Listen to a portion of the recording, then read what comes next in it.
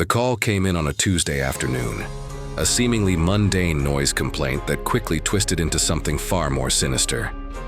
Unit 703, respond to disturbance at the annual Harvest Bloom Festival, Elmwood Park.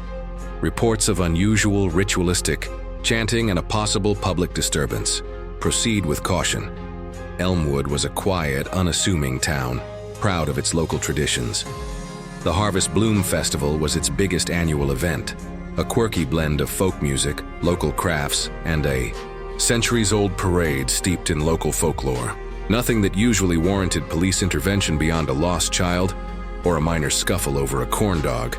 I drove toward the park, the usual upbeat festival music replaced by something lower, more rhythmic, a deep, unsettling chant that seemed to vibrate in the very air. As I got closer, the festive atmosphere began to curdle. People stood on the sidelines, not cheering, but watching with a mixture of confusion and unease. The source of the chanting was a small, roped-off section of the park where the town's oldest families, the descendants of the original settlers, traditionally performed the Binding of the Shadows ritual. It was usually a quaint, mostly symbolic affair, a nod to the town's mystical roots. Today, it felt different. Darker. An old woman, her face a roadmap of wrinkles, stood clutching a tie rosary, her eyes wide with fear. "It's the omen," she whispered, her voice raspy. "The ancient curse, it begins." I dismissed it as old-world superstition, but the tremor in her voice was real. I pushed through the gathering crowd, the chanting growing louder, more fervent. At the center of the roped-off area, town elder Bartholomew Finch, a man known for his booming laugh and civic pride, stood stoically, leading the ritual. Around him, a dozen other elders, their faces painted with traditional, unsettling symbols, swayed in unison. The air was thick with the scent of burning herbs and something acrid and strange. Finch raised a gnarled staff, its top adorned with dried leaves and feathers, and with a final, guttural shout, plunged it into a ceremonial mound of earth. The chanting immediately ceased. A tense, unsettling silence fell over the park. And then, Bartholomew Finch, the town elder, collapsed. It wasn't a graceful fall. His eyes rolled back, his body seizing violently before he crumpled to the ground like a marionette with cut strings. A gasp rippled through the crowd. His wife, Martha, screamed, rushing forward, but the other elders stood frozen, their painted faces stark with horror. I immediately pushed past the rope, radioing for EMS. As I knelt beside Finch, his body convulsing, his skin was already turning a ghastly purple. His eyes, wide and unseeing, stared blankly at the sky. There was no visible injury, no sign of struggle, no weapon. He was dying, rapidly, right before my eyes. The symptoms were bizarre, unnatural. It wasn't a heart attack. It wasn't a stroke. It was something else. Something swift and inexplicable. Martha Finch was sobbing hysterically, pointing a trembling finger at one of the other elders, a stern-faced woman named Agnes Miller. "The curse!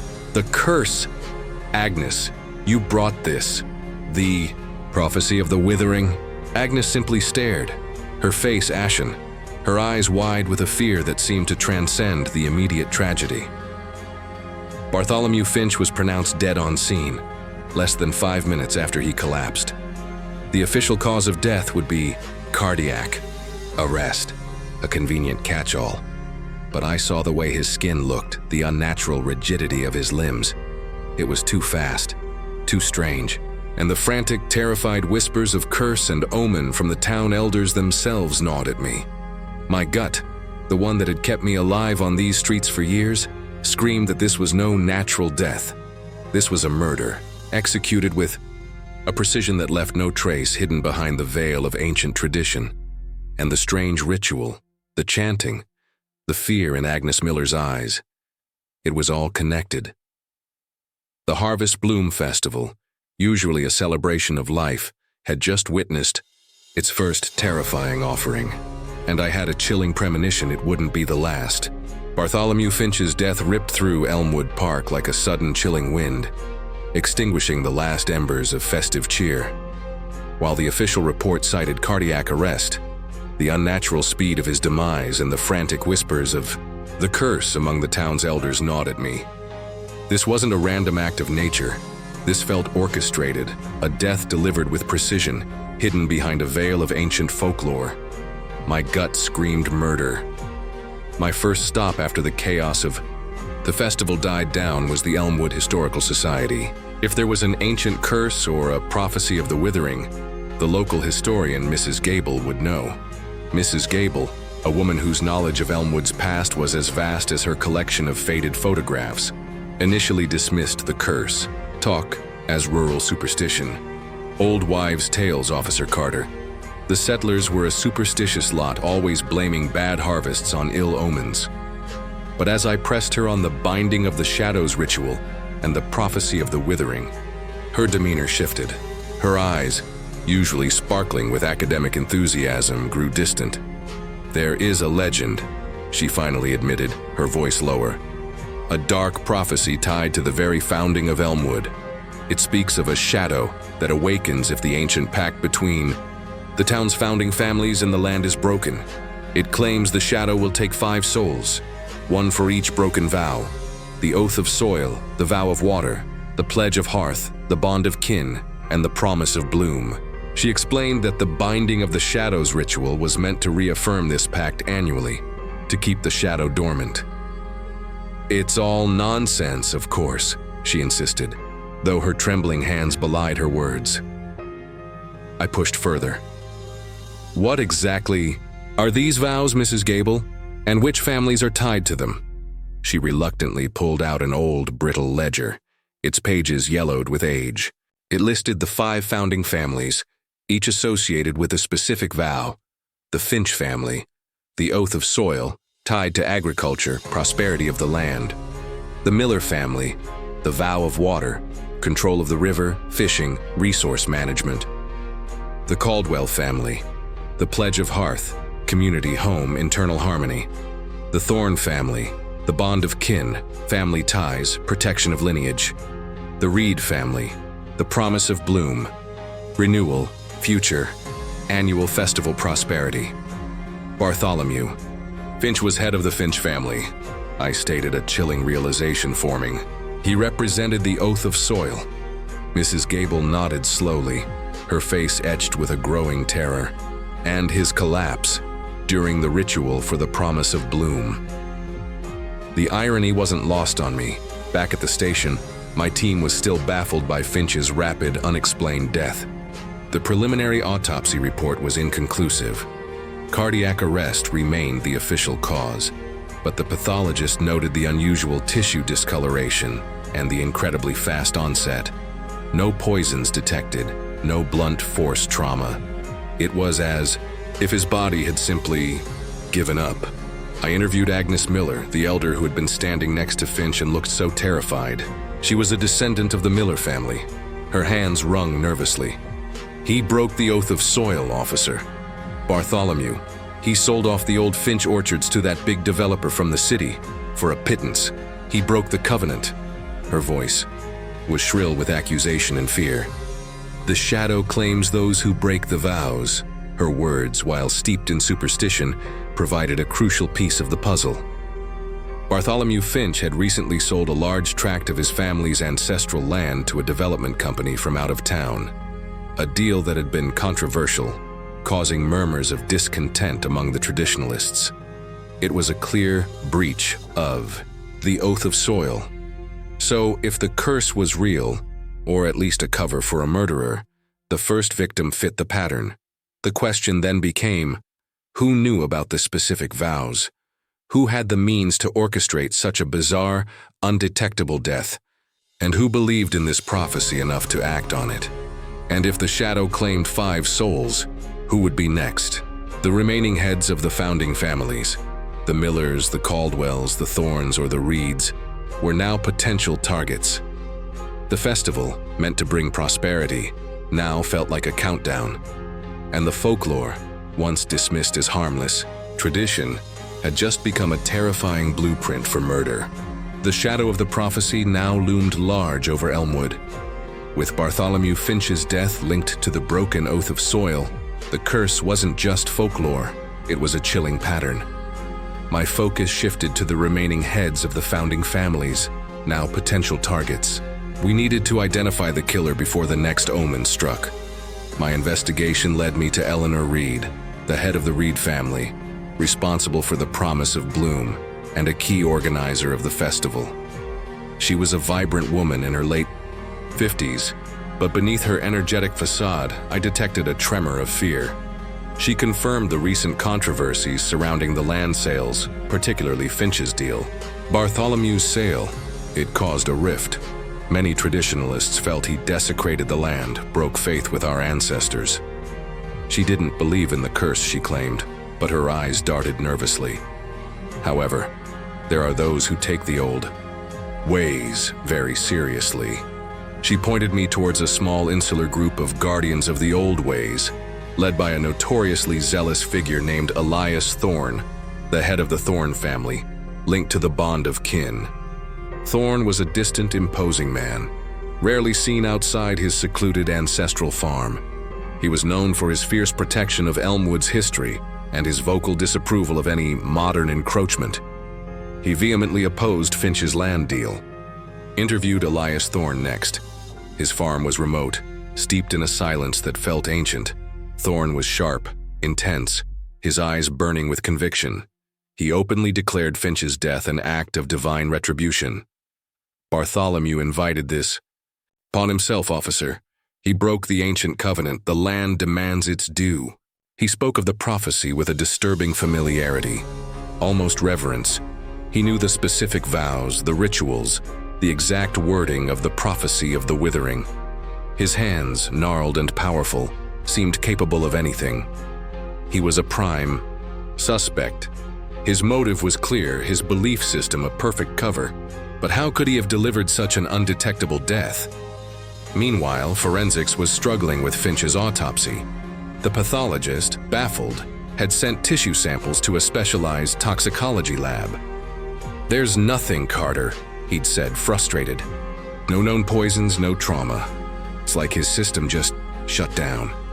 Rapid, irreversible organ failure, but no discernible cause." This was crucial. If Thorne was behind this, he was using a method that defied modern detection. My team began tailing Thorne, putting a close watch on the remaining family heads. But Thorne was cunning. He moved like a shadow, rarely leaving his farm, communicating, mostly through cryptic messages sent via his network of loyal traditionalists. He became a living embodiment of the shadow the prophecy spoke of. Days turned into a week. The festival activities were still ongoing, a grim parody of celebration, overshadowed by Finch's death and the whispers of the curse. Then it happened, again. Another elder, Agnes Miller, the woman who had screamed about the curse at the festival, was found dead in her home. She was the head of the Miller family, tied to the vow of water. Her body was discovered by her distraught niece. The scene was eerily similar to Finch's death. No signs of forced entry, no struggle, just a body found rigid, discolored, a look of abject terror frozen on her face. The official cause would again be cardiac arrest. But I knew better, Agnes. Miller had recently been in a public dispute with the town council over proposed changes to the old Elmwood Dam, a structure vital to the town's ancient water management. She fought passionately against the changes, claiming they would desecrate the vow of water. But she lost. The changes were approved just last month. 2 victims, 2 broken vows, the oath of soil and the vow of water. The pattern was horrifyingly precise. Elias Thorne's belief in the prophecy was now less about conviction and more about modus operandi. He wasn't just a suspect. He was a potential serial killer, enacting an ancient prophecy with lethal accuracy. But how? What undetectable weapon was he using? And who would be the next broken vow to fall under the shadow's deadly reach? The stakes had escalated. Elmwood was caught in the grip of a real killer, disguised as an ancient curse, and the terror had only just begun. 2 bodies, 2 broken vows. Elias Thorne was no longer just a zealous traditionalist. He was a cold, calculating murderer, using ancient folklore as a smokescreen. but the medical reports were still frustratingly inconclusive. No known poisons, no physical trauma. How was he doing it? The fear in Elmwood was palpable, the festival now a chilling backdrop to a town gripped by paranoia. My team worked around the clock, digging deeper into Elias Thorne's life. He was a master of ancient rituals, a self-proclaimed expert on Elmwood's forgotten history. We found extensive notes, not just on the grimoire and the prophecy, but on obscure plant lore, forgotten herbal remedies, and even ancient undetectable toxins mentioned in historical texts as the withering touch. He had the motive, the knowledge, and now, we believed, the means. We put a discreet surveillance on Thorne's remote farm. He was a creature of habit, spending hours in his overgrown herb garden, tending to strange, unidentifiable plants. He would often walk through his property, touching ancient stones, muttering to himself. He was performing his own rituals, strengthening his connection to the land, believing himself to be the rightful enforcer of the old ways. The toxicology reports on Agnes Miller finally came back, confirming what we suspected. Nothing. But the specialized lab did note a faint, almost microscopic residue on her skin, a highly unusual plant-based compound that couldn't be identified by standard tests. It was a complex organic compound, extremely fast-acting, and nearly impossible to trace once absorbed. It was the unseen weapon. Thorne was cultivating his poison right there on his ancient farm, harvesting death from the very soil he claimed to protect. With this new evidence, we had probable cause. Sergeant Miller led a tactical team to Thorne's farm, armed with a search warrant. The air around the farm was thick with the strange, earthy scent of Thorne's unique flora. As we breached his property, Thorne stood calmly in his garden, a strange, knowing smile on his face. He offered no resistance, simply staring at us with eyes that held no fear, only a chilling sense of vindication. "You're too late, Officer Carter," he said, his voice as calm as a placid lake. "The shadow has awakened. The vows must be honored." Inside his farmhouse, we found his study, a meticulously organized shrine to Elmwood's dark past. Books on ancient curses, rituals, herbal poisons, and a disturbing map of Elmwood, with the homes of the 5 founding families marked, and 2 of them, Finch and Miller, crossed out in red. 2 more potential victims remained: the Caldwell family, Pledge of Hearth, and the Reed family, Promise of Bloom. But a 3rd family head, the Thorne family, Bond of Kin, was his own family. That left only 2 targets. Then we found his journal. Not a confession, but a detailed account of his twisted philosophy. He truly believed he was cleansing Elmwood, restoring balance, purging the defilements that had broken the ancient pacts. He wrote of Finch's betrayal of the soil and Miller's passive acceptance of the water dam changes. He saw himself not as a killer, but as an instrument of divine justice. But the journal also contained something far more unsettling: a detailed, almost ritualistic plan for the next offering. His target was Eleanor Reed, the head of the Reed family, tied to the Promise of Bloom. The journal detailed her participation in the final festival parade, where she would lead the children carrying flowers. His method, a subtle, almost invisible mist of his concoction, released from a hidden device within the parade's ceremonial float, designed to be activated as she passed a specific point, a spot Thorne referred to as the convergence of bloom. "The parade," I muttered, my blood running cold. The Harvest Bloom Festival was still ongoing. Eleanor Reed would be leading the children, unknowingly walking into Thorne's final public ritual. The killer wasn't just a zealot, he was a master showman, intent on proving his prophecy in the most public, horrifying way possible. We had Thorne in custody, but his unseen weapon, his final act, was already set in motion. The race was on to save Eleanor Reed, and to stop the prophecy of the withering from claiming its next innocent victim. The confession in Elias Thorne's journal, a meticulously planned public execution disguised as divine retribution, slammed into me with the force of a physical blow. Eleanor Reed, the head of the Reed family, was walking into a death trap, In less than an hour, leading the very parade meant to celebrate the town's prosperity. Thorn, now cuffed and silent, watched us with a chilling, detached calm, his eyes holding a victorious glint. He truly believed his prophecy would be fulfilled, even from behind bars. He's planning to release his poison at the parade, at the Convergence of Bloom, I yelled to Sergeant Miller, my voice hoarse with urgency. Eleanor Reed is leading the children. He's got a device on the ceremonial float. Miller's face went grim. We had Thorn, but his final act was already set in motion.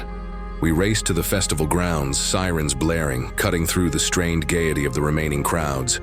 The Harvest Bloom Parade was in full swing, a colorful procession of floats, marching bands, and local dignitaries. Eleanor Reed, radiant in her traditional festival attire, was indeed at the front of the Bloom float, a vibrant display of flowers, surrounded by smiling children tossing petals to the onlookers. She was unknowingly a sacrificial lamb. My eyes scanned the Bloom float. It was an elaborate structure, adorned with thousands of fresh flowers. Thorn's journal mentioned a hidden device. My training screamed at me. Look for the anomaly, the non-organic element. As we got closer, pushing through the confused spectators, I spotted it. A small, almost invisible nozzle tucked among a massive cluster of sunflowers at the very front of the float, aimed subtly outwards. Connected to it, a thin, clear tube snaked discreetly back into the heart of the floral arrangement.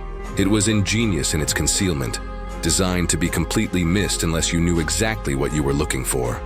And just behind the nozzle, a small, dark, metallic box, perfectly camouflaged by leaves, the dispenser.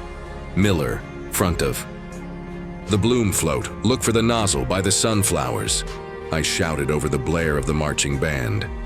He saw it, his eyes narrowing. Tactical, move in, secure the float. Our sudden rush disrupted the parade. People screamed, scattering as officers, some in uniform, some undercover, swarmed the Bloom float. Eleanor Reed looked startled, then fearful, as officers began to tear into the floral decorations, searching for the device. The band faltered, then stopped. Chaos erupted. "No, stop, you'll break the bloom," Eleanor cried, confused, trying to shield the flowers. "Eleanor, get away from the float, it's compromised," I yelled, pulling her away from the float's front. She was bewildered, but I didn't have time to explain. An officer found the box, a small pressurized canister attached to the nozzle. He quickly deactivated it, cutting the tube, sealing the nozzle. The threat was neutralized. The specific point, Thorn had called the Convergence of Bloom, a spot where the parade would pause for a traditional blessing, was just meters ahead. We had stopped it just in time. The aftermath was chaotic. Eleanor Reed, once she understood the terrifying truth, was shaken to her core.